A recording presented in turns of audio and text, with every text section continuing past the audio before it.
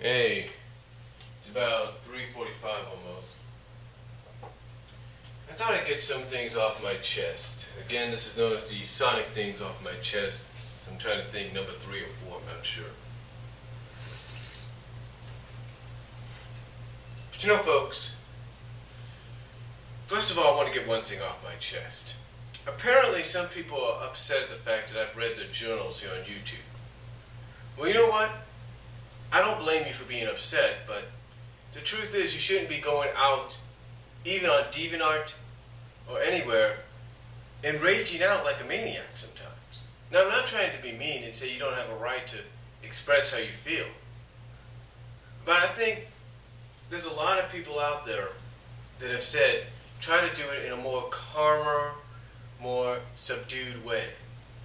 Because you see, when you let your emotions get the best of you, you're basically playing into Ian Flynn's hands. Yeah. You see, Ian Flynn knows exactly what he's doing. I said this in another video. I said Ian's got what entitled that Ian has you right where he wants you. It's exactly that. He's got you guys talking. He's got you guys upset. He's basically got you where he wants you. He wants you to think certain ways. He wants you to think one thing and then surprise you with another down the line. And surprise you with something else down the line, I should say. That's why you guys are doing what you're doing. That's why you guys are saying these things, even in a bit of rage. Even if you regret what you said later on, you shouldn't even be doing it in the first place. I've had people telling me that my whole life. Well, not my whole life, but at times they've been telling me certain things. You want a good example? I'll give you an example of something I regret. We were in Monterey a couple months ago for my cousin's wedding. The day after, the day that me and my second older sister and her husband were going to come back here to the Central Valley, my mom wanted to borrow my other camera, and I was reluctant to let her borrow it. I was reluctant because I wasn't sure what was going to happen, and I made a scene, and I regretted it. I made a scene and everything, and even today, even though it's been a few months, I regret making that scene because I should have just done what she asked me to do, what they asked me to do, and just lend her the camera. But here's why I didn't do it.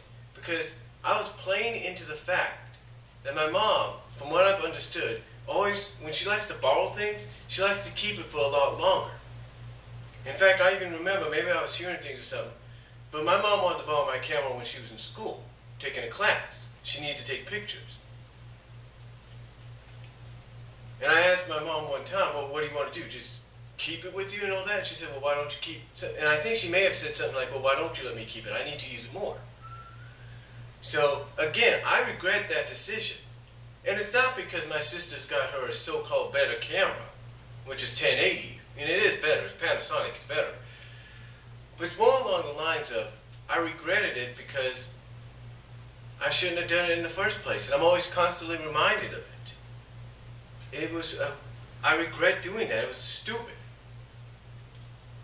But the point I'm trying to make is, I was playing into the hands of what I've been told and seen and heard in the past.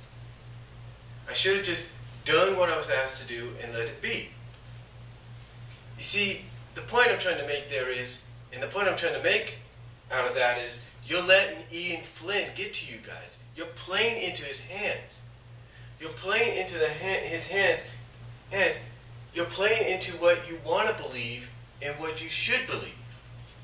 You should be telling yourselves, you know what? I'm not going to play into his hands. I'm not going to let him get to me. I'm just going to sit back, read the issues if I want to read them, or sit back, read the summaries, or hear what other people have to say, and if I hear something good, then that's great. Maybe he's not so bad. Or if I hear he did something I don't like, then I can probably let out a little rage. What you need to do, if you want to really rant and rage, you should save it until he does something really out of whack. I mean, I know this whole Sally situation has gotten people talking, and, I've personally come out and said, in a calm, normal way, I've come out and said, look, I'm not happy about what he did to Sally. I'm not. And I'm very questionable, kind of up in the air about what's going on with Bunny and Antoine. But do you see me going out on DeviantArt or here on YouTube and going, that son of a bitch, that motherfucker, you see me going crazy like that? No. It's because I'm calm and collective. And also it's because I've seen this before. I've I've seen this kind of stuff before. You see, what a lot of you have to understand, and believe me, I completely understand most of your disdain for what's happened to Sally, and the fact that you don't like the Mecha Sally character. I get that. But here's the situation, and here's the facts. Okay? This has been done before in many stories. And the only reason Ian's doing this is so he can bring in the newer readers, the newer fans, so that eventually when he does restore Sally, if and when he does, they'll be like, oh, so that's why she was important. Or that's why they always tried to go and rescue her. They'll have a better idea as to who she was and why she was so important, or is so important, to the comic and to the characters. They'll have a better understanding. That's why he did this, whether we like it or not. And again, playing into his hands, and people going out there and, doing these rants, whether they regret them or not. Let me explain something. Recently I did a video because a lot of people, a lot of fellow fans, were convinced that at the end of issue 232, where the last panel you see in the main story is him holding a blowtorch, a lit blowtorch, to Mecha Sally's face, or to Sally's mechanized face. A lot of people pretty much assume, oh, he cut her up. He took her apart and rebuilt her. No. We don't know that.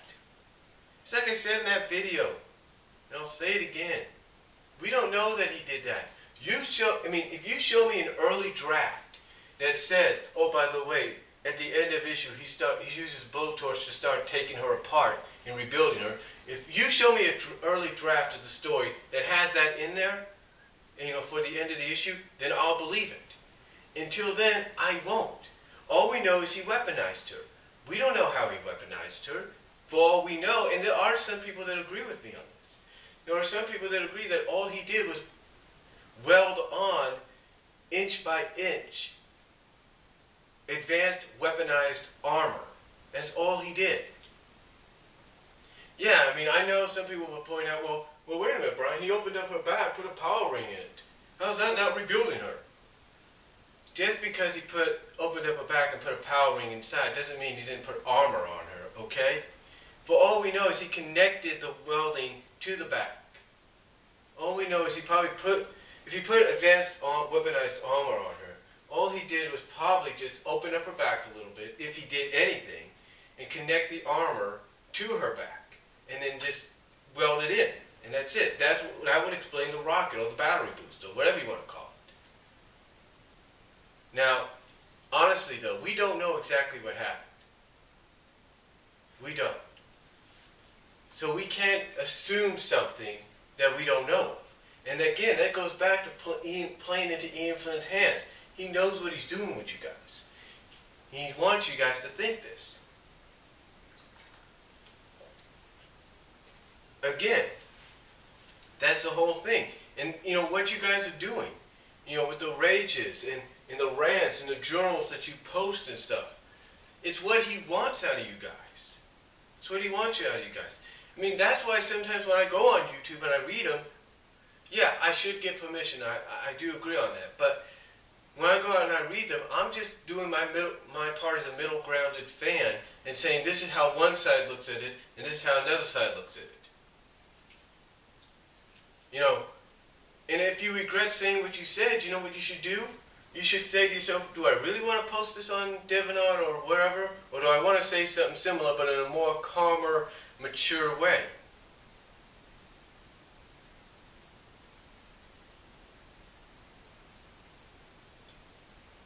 See, the point I'm trying to make, folks, the point I'm trying to make is this. If you don't want people saying bad things to you, some people, like whatever her name is, not Louis the Hedgehog, but Louisa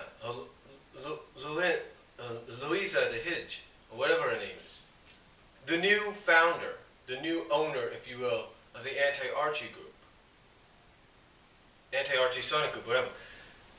Or Anti-Mecha Sally group. The Anti-Mecha Sally group, that's what it is. If you want to talk to somebody,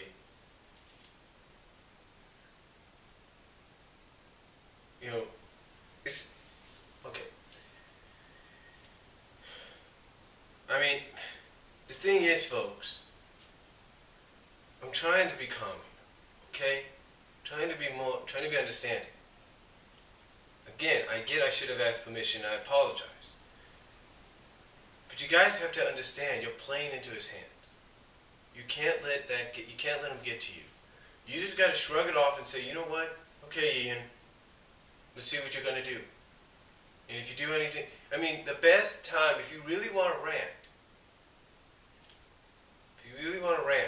wait until he says something that even his supporters will be against.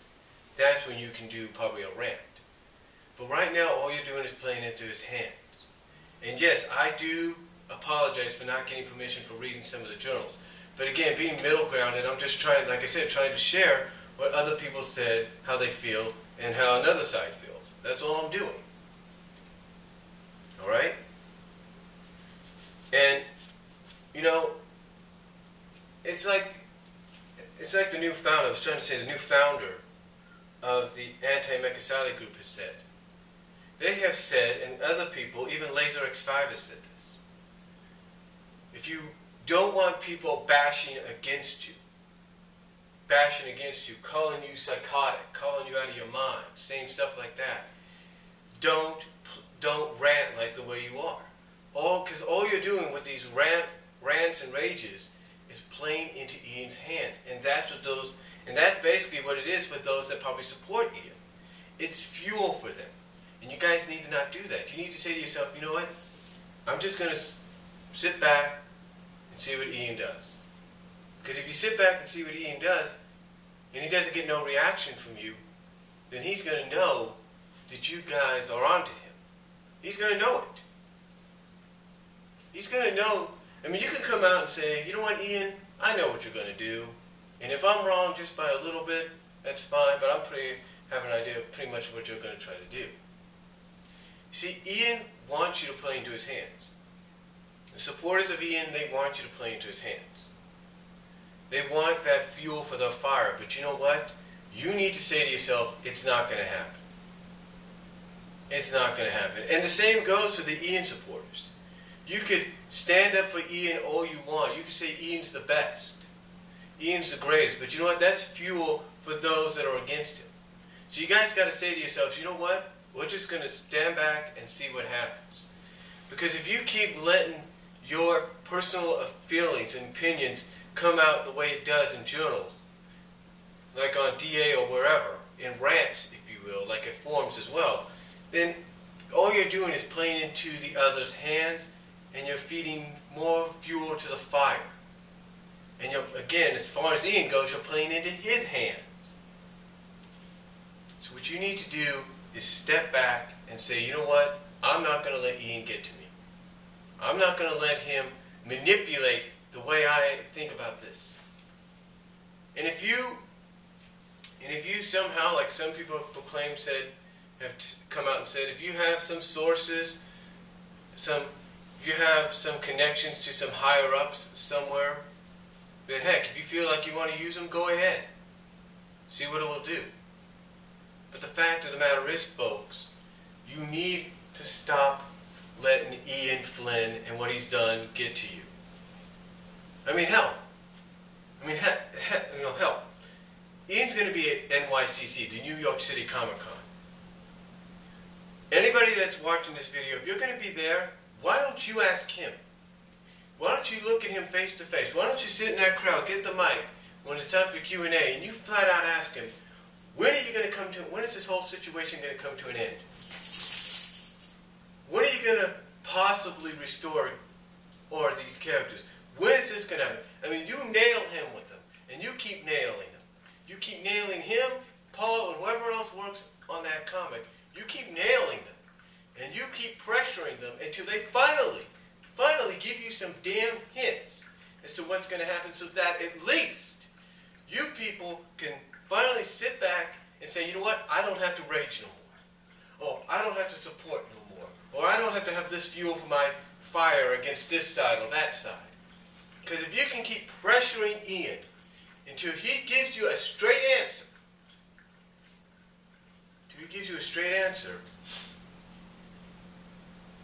then so be it. If you got to get a straight answer from him, you have to. If you don't want people to keep getting on your case for the rage and the rant you're doing, for any of you that are going to NYCC, get that answer from him. Because I guarantee you, he cannot hide, Paul cannot hide, Tracy cannot hide, nobody else working on that comic can hide eventually from people wanting the truth. So if you want my honest opinion, and you want people to stop getting on you about what you rant and rage about in your journals, if you want people to stop calling you these names and stop using what you say as fuel for their fire against you,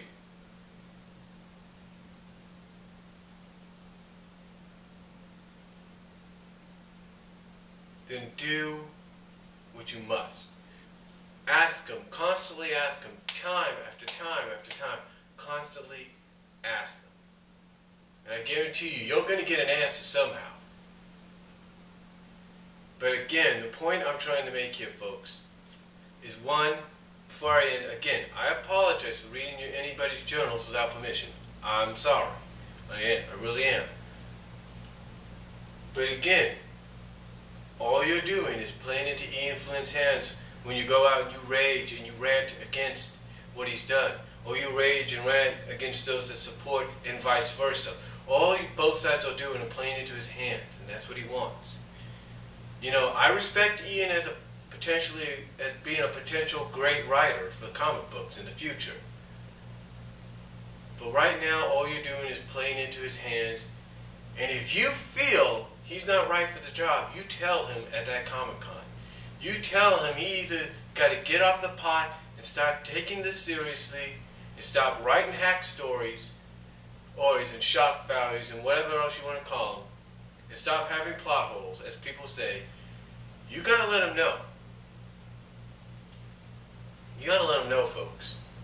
So again, that's all I'm going to say, and that's mostly all the Sonic stuff and things I want to get off my chest.